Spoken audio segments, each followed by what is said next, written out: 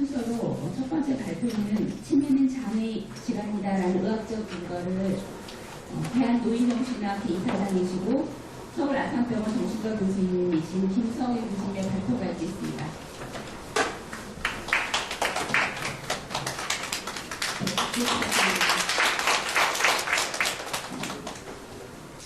네, 현재 서울 아산병원 정신건강의학과에서 노인 정신의학 클리닉을 담당하고 있는 김성인입니다. 또 대한 노인정신의학회 이사장을 현재 맡고 있습니다. 오늘 여러분들께 이제 치매의 장애인에 관련된 내용에 대해서 그 의학적 근거에 대해서 간단히 개요를 말씀드릴까 하는데요. 어제 이 자리를 만들어주신 그 오지세 의원님과 또 치매협회 또 같이 일해주시는 치매학회 분들께 감사드립니다. 우리나라의 장애인 관련 정책은 1980년도부터 시작이 됐습니다. 유엔에서 81년도에 세계 장애인의 해를 지정을 했고요. 80년대에는 주로 이제 장애인 복지에 대한 연구라든지 정책 같은 것을 하면서 81년도에 심신장애자 복지법, 또 그 이후에 국립재활원이 만들어지고 장애인 등록이 87년부터 시작이 되고 마침 88년도에 올림픽 때 이어서 서울 장애인 올림픽도 개최가 됐죠. 그 다음에 90년대에 들어와서는 장애인의 인권이라든지 인간다운 삶을 보장하는 원칙이라든지 기준이 더 정비가 됐습니다. 그래서 의료, 직업, 재활의 기초들을 가지고 장애인 복지법이 만들어졌었고 또 저소득 장애인을 지원하기 위한 고용촉진법, 특수교육진흥법, 또 노인이라든지 임산부까지 포함해서 편의증진보장법, 또 98년도에는 장애인 인권헌장도 만들어지게 됩니다.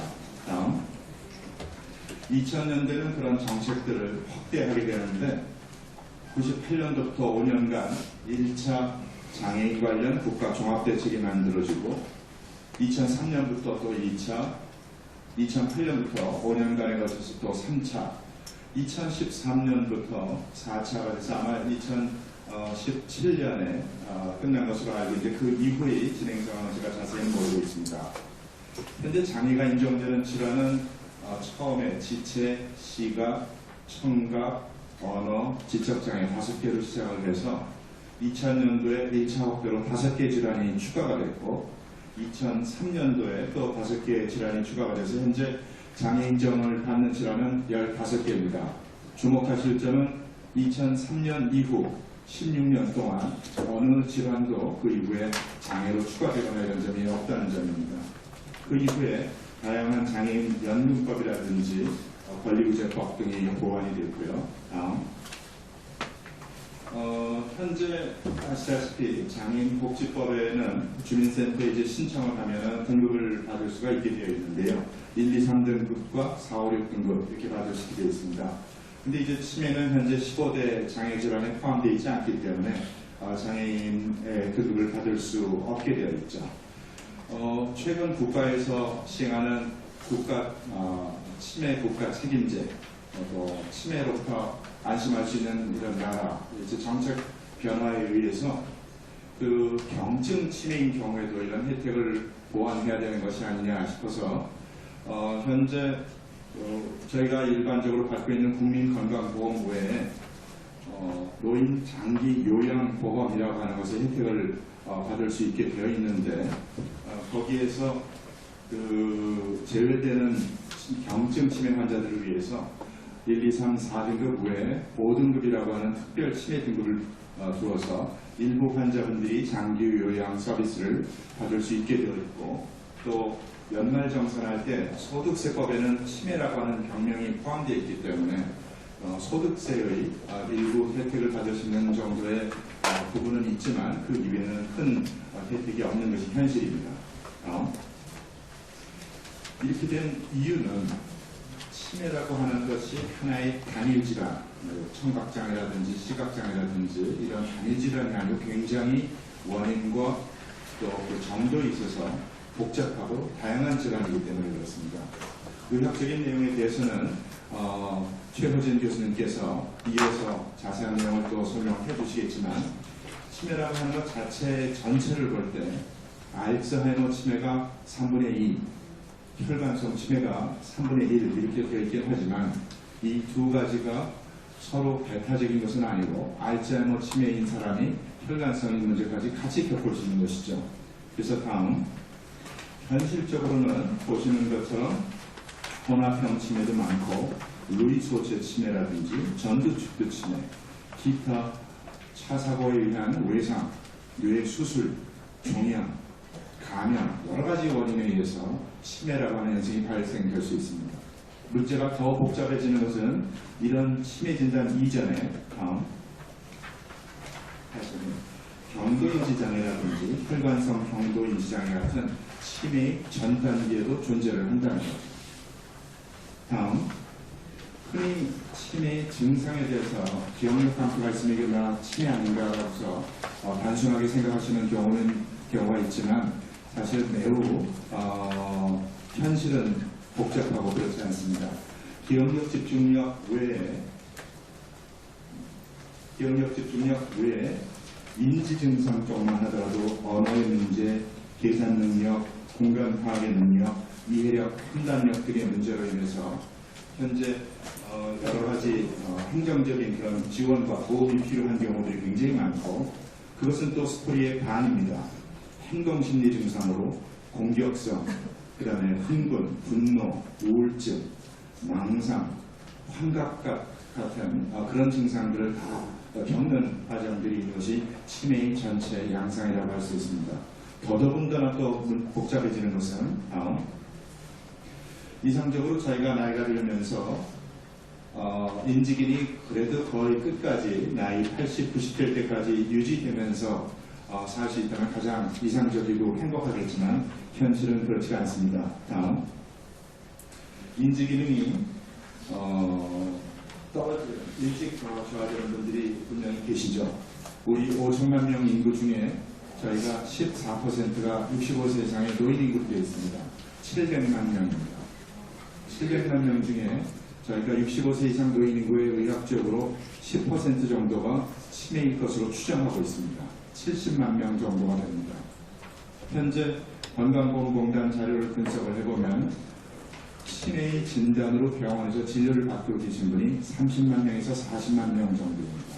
즉 현실적으로는 치매이신 분들 중에 반만 의료적 혜택을 받고 있을 가능성이 있다는 얘기입니다. 인지기능이 이렇게 저하가 되면서 어느 기준선을 넘어가게 되면 저희가 의학적으로 치매의 진단을 내리게 되고, 이분들은 의학적으로 그것을 지연시키기 위한 많은 노력을 함에도 불구하고 점차 말기를 향해서 나아갈 수밖에 없습니다.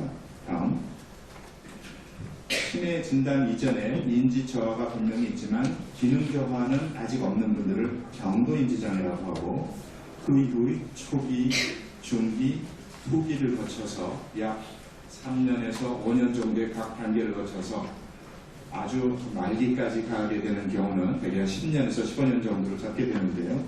더더욱 문제가 복잡해지는 것은 다음, 이분들이 이러한 정서 행동 증상이 그 인지부뿐만 아니라 굉장히 심하게 나타나고 후기가 되면 약간 줄어들긴 하지만 대체적으로 초기부터 중기, 후기에 이르기까지 인지 이외의 여러 증상이 같이 있다고 하는 점입니다.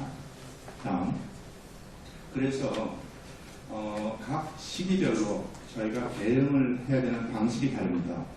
치매 진단을 받기 이전에는 지역사회에서 예방과 교육을 통한 치매의 억제가 필요하겠고요. 일단 치매 진단을 받고 난 다음에는 초기에 메디컬한 접근으로서 조기 진단이라든지 진행을 억제하기 위한 노력, 중기가 되면 다른 여러 가지 합병증, 막상 골절이라든지 폐렴이라든지 이런 합병을 진단하고 치료하는 것과 행동 증상을 조절하는 것이 의학적인 주요 과제가 되겠고, 그 길을 중기를 넘어가면서 후기에 들어가게 되면 그때부터는 요양과 재가요양 혹은 시설요양의 이슈들이 가장 환자분들한테 문제가 되는 부분입니다. 다음, 일반적인 장애인의 경우와 치매 환자분들의 장애인의 경우에는 약간 다른 특성들이 있습니다. 일반 장애인은 본인의 고통이 가장 문제가 되는 데 비해서 치매의 경우는 본인뿐만 아니라 보호자분들의 고통이 극심합니다. 24시간 매여 있어야 되고 수면 문제, 같이 동반되는 우울증 문제, 또 이 환자분들께 매여 있는 분들의 어려움이 보통이 아닙니다. 그다음 일반 장애는 대개 장애 진단을 받고 나서 그 심각도가 이 증상이 영구적이냐 아니냐를 기록하게 되어 있고, 영구적인 데 비해서 치매는 심각도가 심했다가 덜했다가 굉장히 다양하게 나타날 수 있다고 하는 차이점이 있습니다. 또 일반적인 장애 질환들은 소아기, 청소년기, 장년기의 진단을 받고 그것이 지속되는 데 비해서 치매는 주로 노년기의 진단을 받게 되고, 그 다음에 그것에 대한 지원의 내용도 장기간이 아닌 어떤 한시적인 특성을 가져야 되지 않는가 하는 점을 생각해 볼 수가 있습니다.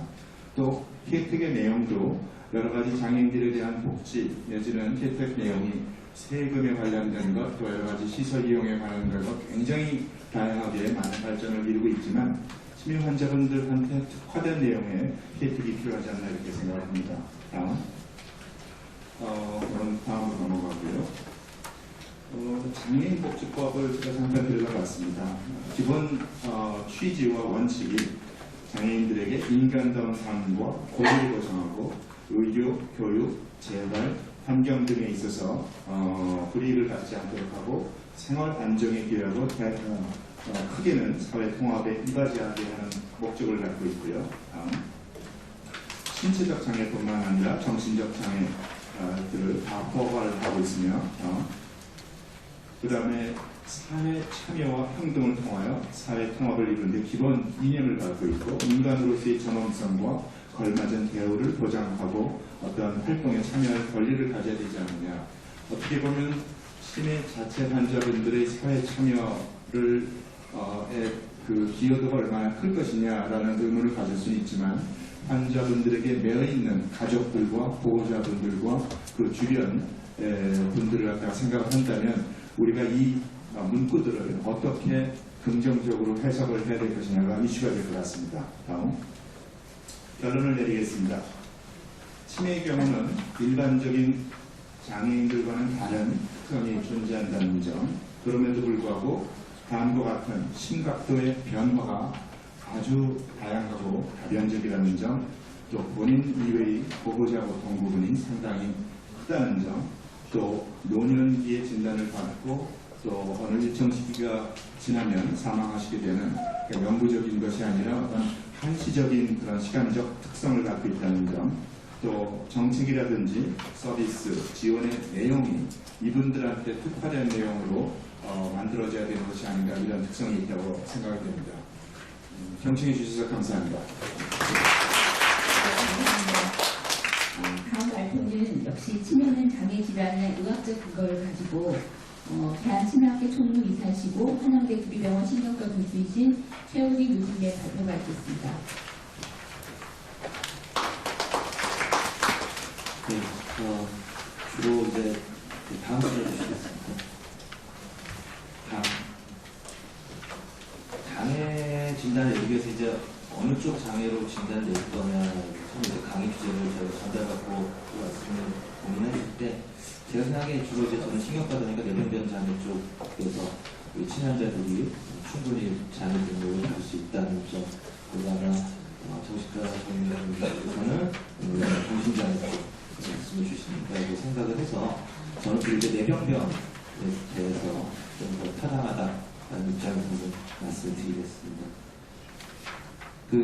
일단 치매가 아까 김상현 교수께서 말씀 주셨지만, 우리가 치매라는 하나의 증상, 신드롬인 거고, 그 일으키는 원인들은 굉장히 다양합니다. 그래서 알츠하이머병, 뇌비소치 치매 이렇게 해서 뇌가 부위는 다르지만 퇴화되면서 생기는 치매도 있고, 또 혈관성 치매, 뇌졸중에 생기는 치매가 있고, 또 그 외에 이제 우리가 내과적인 대사성 질환이라든지 외상이라든지 다른 2차적인 원인에 생기는 치매가 있습니다. 근데 이제 아까도 말씀 주셨지만 한 3분의 2 정도가 알츠하이머 치매고 한 24~25% 혈관성 치매여서 대부분이 이제 이 두 가지 질환이고, 이제 기타 다른 질환들에 대해서 많이 말씀을 주시는데요. 그래서 이러한 질환들이 그러면 과연 뇌병변으로 볼 수 있을까라는 것에서 좀 근거를 좀 몇 가지 말씀을 드리겠습니다. 그리고 알츠하이머 치매 같은 경우 이제 이게 정상적이 있는데 이렇게 폐하에 대해서 기억력부터 시작해서 여러 가지 인지 기능이 떨어지게 생기는 질환이죠. 그래서 이미 뭐 언론도 많이 나오지만 아밀로이드나 타우 같은 이런 이상 단백질이 우리 뇌에 과도 침착하고 문제가 생기면서 이렇게 정상력을 퇴화시키면서 여러 가지 치매 증상이 나오는 뇌병변에 의한 아주 증상이 난다고 볼 수 있고요. 혈관성 치매는 좀 더 영하게 보이죠. 사진을 찍어보거나 이러면 뇌경색에서 손상을 받거나 아니면 뇌출혈로 뇌 조직이 손상을 받으면 우리가 기억력 관련된 부분, 언어 관련된 부분 이런 부분이 손상을 받으면서 인지기능이 떨어지면서 생기는 혈관성 치매입니다. 그래서 이러한 뇌병변에 의해서 발생한다는 점에서 우리가 다른 뭐 뇌졸중이나 파킨슨병과 같은 이런 장애 등의 가능한 질환을 봤을 때 별로 큰 차이가 없다 말씀드릴 수 있을 것 같습니다. 그 진단 과정을 보면 이제 우리 어머님이 뭐 기억력이 떨어지십니다. 우리 아버지가 조금 이상이 예전과 달라지셨어요 하고 이제 병원에 오시죠. 그러면 저희가 보통 지역사회에서나 아니면 병원에서 선별 검사를 합니다. 뭐 많이들 이제 전국 치매센터 통해서 진행을 하는데 MSE 등에 이제 선별 검사하고 그 결과 토대로 이제 또 이 선별 검사를 해야 건강보험 급여가 되는 부분이 있어서 보통 이렇게 하고 이제 의사 면담하고 여러 가지 검사를 진행을 하게 됩니다. 그래서 이 선별 검사는 이제 간단하게 뭐 백배기침, 주소, 날짜 이런 거 물어봐서 우리가 교육 수준하고 나이에 따라서 인지기능 저하가 있는 건지 말 그대로 그냥 이상 유무만 확인하는 거고요. 이걸로 이제 치매를 진단하는 건 결코 아니고 이상하다 다음에 좀 복가 검사를 넘어갈 거냐 안 넘어갈 거냐 보는 검사죠. 그래서 이런 데이터를 갖고 되게 이제 보호자 따로 환자들 따로 저희가 한 30분 이상 검진을 하고 신경계 진찰하고 이렇게 해서 이상이 있다고 판단이 되면 이제 저희 본격적인 검사로 들어갑니다. 그래서 SNS나 세라드 같이 기억력, 언어 능력, 판단력 이렇게 이제 시공간 지각 능력 이런 것들을 한 30분짜리 검사부터 2시간까지 쭉 검사해서 좀 더 구체적으로 MLC는 이상이 있냐 없냐 이렇게만 구분하지만 이런 검사를 통해서 이 환자가 나이와 교육 수준보다 언어 기능이 더 떨어졌는지 기억력이 더 떨어졌는지 그럼 기억력이 어느 정도 떨어졌는지 좀 더 자세하게 보고 뭐 알츠하이머 타입의 좀 치매가 의심이 된다 아니면 혈관성 치매 같다 레비소치 치매 같다 이렇게 좀 기본적으로 방향을 잡습니다. 근데 이걸로만 끝날 수 있는 게 아니고요. 결국은 그 아까 뭐 저기 2차성 원인들, 대사성 질환, 갑상선 질환을 대표하는 대사성 질환이라든지 다른 약물의 요인, 뭐 또 외상 이런 것 때문에 피검사 우리가 의외로 몇 가지 교정만 해주면 인지기능 저하 증상을 되돌릴 수 있는 그런 상태도 꽤 있기 때문에 이런 피검사들이 반드시 수행되어야 하고 뭐니 뭐니도 꼭 머리 사진을 찍어봐야 됩니다. 그래서 뭐 주로 이제 MRI, 대학병원에서는 MRI를 찍게 되지만 지역사회에서 좀 상황이 여의치 않은 경우 CT나 아니면 또 임상 증상이 조금 우리가 일반적으로 진행하는 알츠하이머병 치매나 혈관성 치매가 아닌 경우는 아밀로이드 펫까지 찍으면서 이렇게 저희가 다른 파킨슨 질환이라든지 뇌경색 질환이라든지 이런 거 뇌를 유사하거나 오히려 더 뇌병변을 확인하면서 치매를 진단을 하게 됩니다. 최근에는 이제 그 생체 프리지아 검사까지 나와서 아밀로이드 펫 같은 경우는 상용화돼서 큰 병원에서 검사하고 있고 내척색 검사를 진행하는 일부 병원들도 있고요. 그래서 아까 알츠하이머 치매 원인이 되는 알츠하이머 병이나 타우 병리를 검사를 통해서 생검 없이 확인할 수 있는 검사들도 많이 되어 있습니다. 그래서 이러한 것들을 고려해 보면 우리가 충분히 치매 환자분들 대부분을 차지하는 알츠하이머 치매나 혈관성 치매, 또 레비소체 치매 이런 외상에 의한 치매 환자분들 충분히 우리가 다른 파킨슨이나 뇌졸중 환자들과 비교해 봤을 때도 뇌병변 장애 환자들 저희가 등록이 돼야 되지 않을까 이런 의학적 근거는 충분하다고 생각을 듭니다.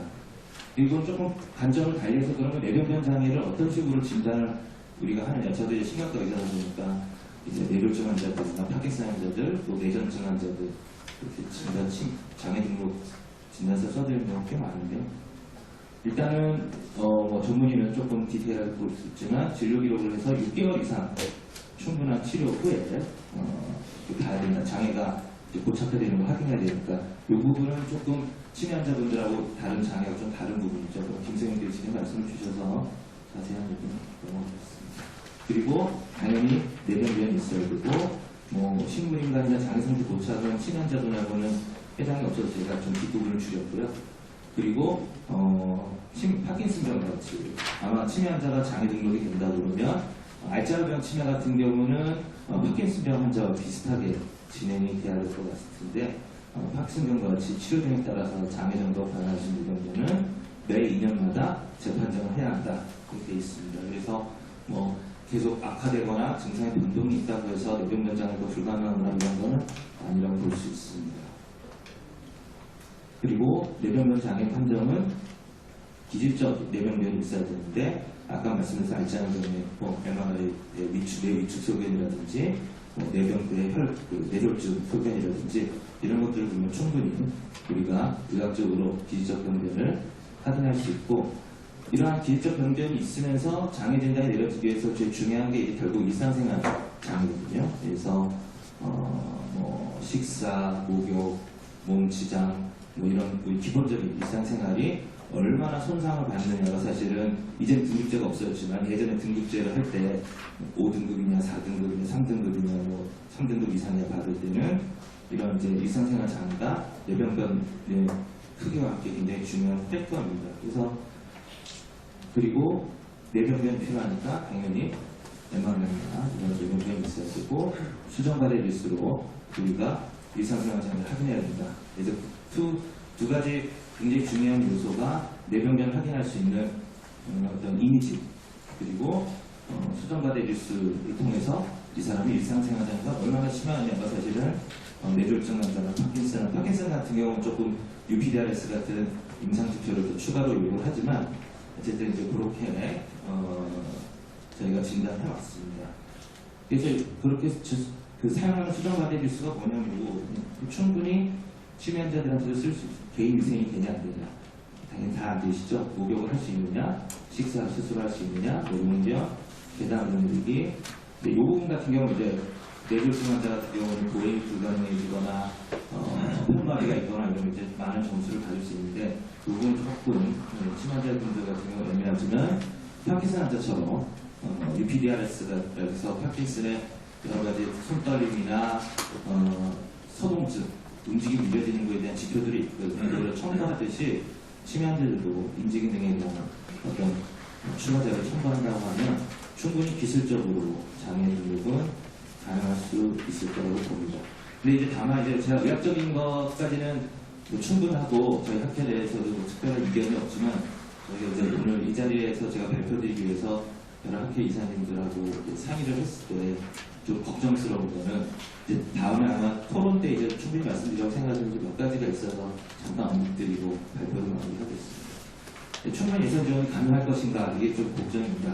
그 치매국가 책임제가 되고 여러 치매 환자분들이 많은 혜택을 보고 또 R&D 쪽도 치매 쪽에서 많이 된 것 사실이지만 또 어떤 면에서 보면은 윗돌리고 아랫돌 이렇게 서로 이 예산에서 저렇게 되고 기존 R&D 사업이 다 치매로 몰리면서 다른 기초의학적이 확 죽고 또 실제로 치매 국가 책임제에서 치매 환자에 대한 노인장기와 보험이 많이 쏠리면서 여러 희귀질환 쪽에서 조금 뭐 불만이 생긴다는 얘기 듣고 대책에 가서 조금 이렇게 눈총도 받은 적도 있거든요. 제가 가서 그러면 다 좋고 그 충분히 장애 등록이 되고 하지만 다른 이런 게 있으면 오히려 어설프게 예산이 절용되면 오히려 디테일하게 좀 고민해봐야 되지 않을까. 그리고 이번도 마찬가지 얘기죠. 그 장애 등록해서 해주는 채택과 기존 노인 장기병 서비스가 있는데 둘 다 잘해줬으면 좋겠는데 이게 이거 준다고 이거 줄이고 뭐 이런 게 안 됐으면 좋겠다. 걱정된다. 이런 얘기고 세 번째는 김세영 교수님 말씀 주셨지만 좀 기술적인 문제긴 한데 우리가 보통 예를 들면 이제 운전 같은 경우 되게 대표적인 거겠죠.